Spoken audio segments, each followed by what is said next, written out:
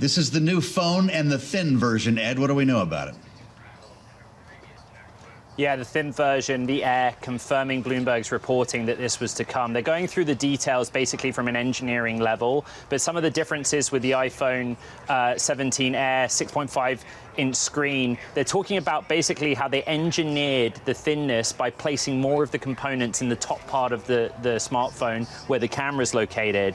Limited details so far. Basically, there are going to be loads of people out there saying, well, hold on, if I have an ultra-thin phone with a very delicate screen, what happens if I drop it? Well, that's where they've started. It has a ceramic shield over the screen, which makes it 3x more scratch resistant than in prior models. Of course, part of the innovation when you miniaturize any consumer electronic comes with the silicon.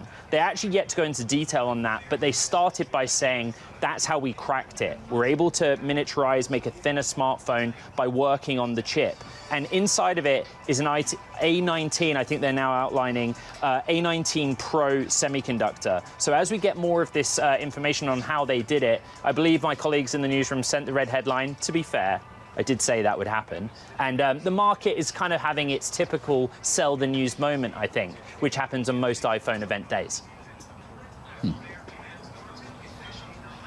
All right, Ed, talk to us a little bit then about some of the pricing. Are we still waiting for those numbers? And what have the analyst community talked about when it comes to just how much those prices could go up?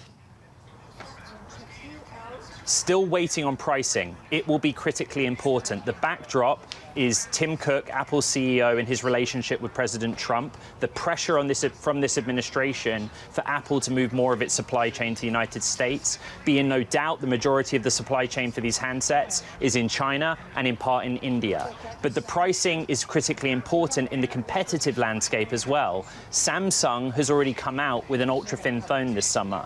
It has come out with newer updated models of AI-capable handsets. Samsung elected not to pass those price increases onto the consumer. Google and Pixel have come up with updated handsets within this calendar year. Google opted not to pass on those prices to the consumer. And when I say pass on those prices, the environment means that manufacturing is more expensive, components more expensive because of tariffs. So that's what the story will be. It will be a story if they do raise prices.